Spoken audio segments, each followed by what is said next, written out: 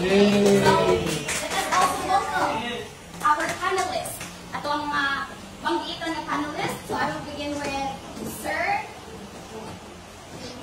He is a teacher here in Anipungan National High School. He is also, his major is English. And School head. yes, ato ang future school head. Okay, so now let's move on. She is also a teacher too here in Anipungan National High School. And he is a loyal member from Tagum Cooperative. She is accountancy graduate, and she is also major or earner major in social studies. Okay, let us help you welcome none other than Ma'am Carol D. Jacayos.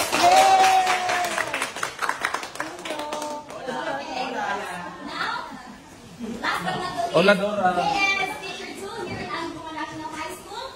He is Master of Arts, major in Mathematics. Also, he is a district statistician and lessons editor and a research teacher.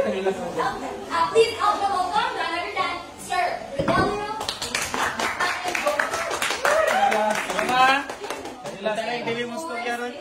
Research preparation together with you would not be possible without our research facilitator, no other than our pre-service teacher. This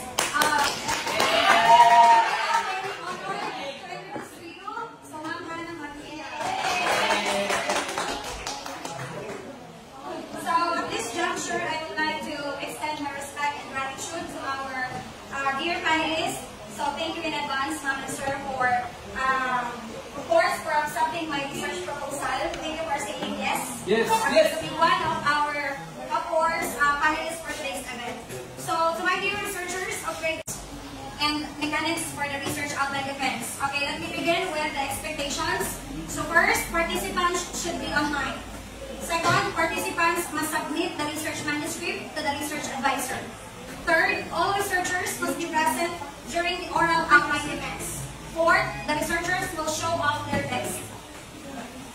Your outline of your research manuscript. Second is the yellow color. That indicates that you have 30 seconds to wrap up from that maximum of 10 minutes. Then red means you can show already the time, so whether you like it or not, you have to stop.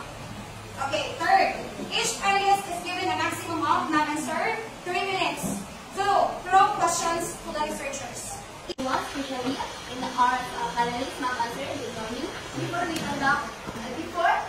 we present properly our presentation, allow to us to introduce ourselves. My name is Jasmine King Florence. My name is Connie Amor. My name is Marie Aurelia. And my name is Francis.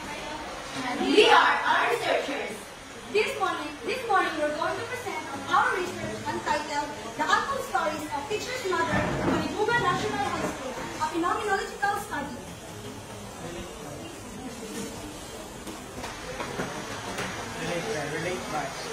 Relate much. For the continuation of this research, would you consider to recommend that do we have any policies? Say for example, you find out na nagkatag mga parents, teacher, mother, no? Essentially, not only in Anipungan but in other school also. Would you recommend na mag-vote ang policy? Because in my experience, and I was in elementary, public school din ako, maraming mga teachers na nagdadala ng kanilang mga kids at school, in school, no? And there are variety of comments, reactions regarding that same. Pagdala nila ang dala is not easy. Dili po sayon sa ilaha, nagdala nila ilang anak po sa eskwelahan. So, us along as a teacher, ginadala nilang anak, nagatudlo sila, then ginasabay din nila ang pagiging mother. So dili bawal. As long as kaya naman, ba? But for your perspective as student, kunyari nagka-klase kayo problem.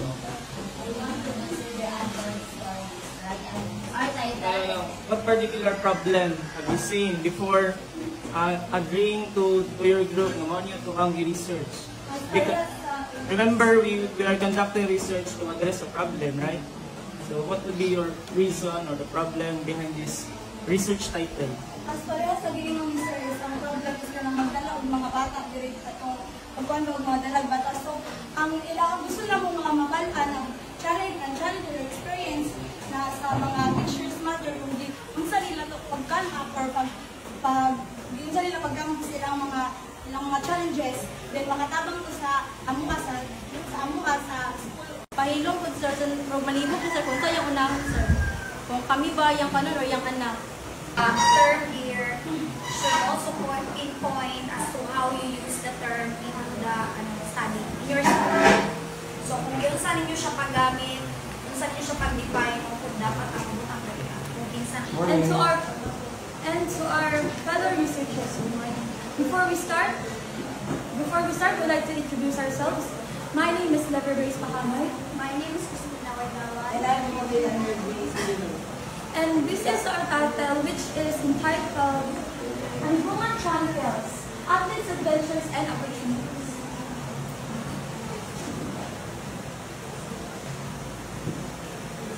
The schedule during the sports events makes it hard. What are the challenges of the student athletes encountered in school?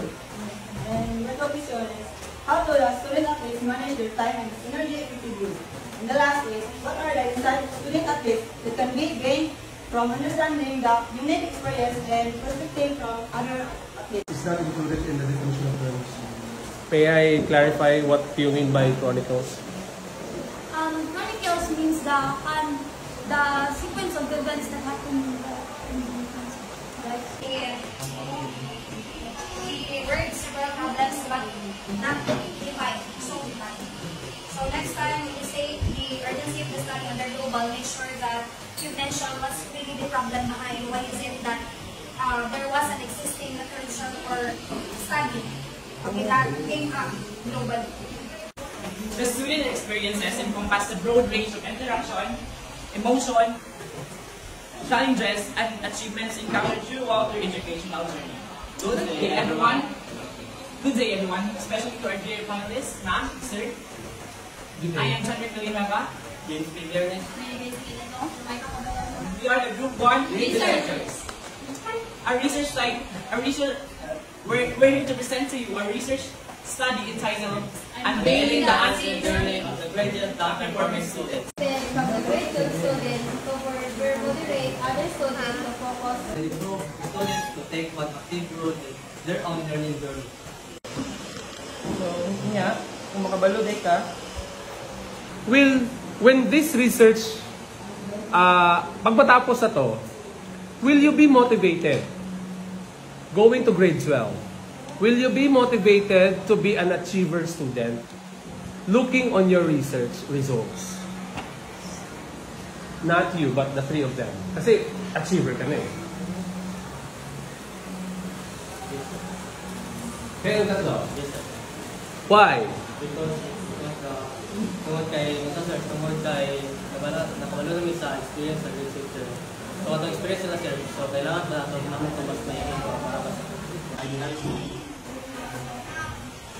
Now we will present to you as exploring the experience and improving picture interpretation of the video. Ang grade 11 na nayawan, researcher exploring the lived experience of senior These research aims to understand the specific circumstances in which school candidates handle overweight and the impact of their employment and overall without interest and the same. Ano benepisyo mo?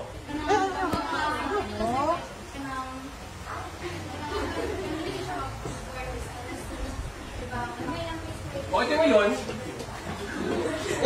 kung nalaman na natin kung paano nila hinahandle ang pagkaon, ano gagawin mo?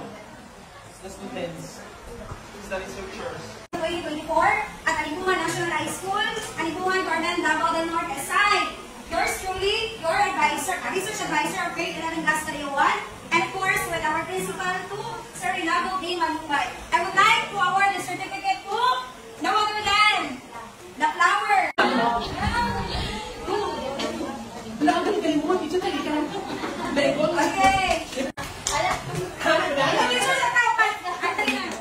Okay. Ipon na represent ang isa mga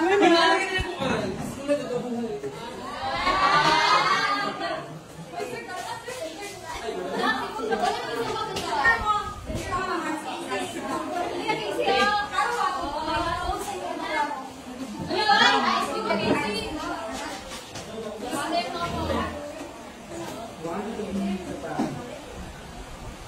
oh, perfect. That's it.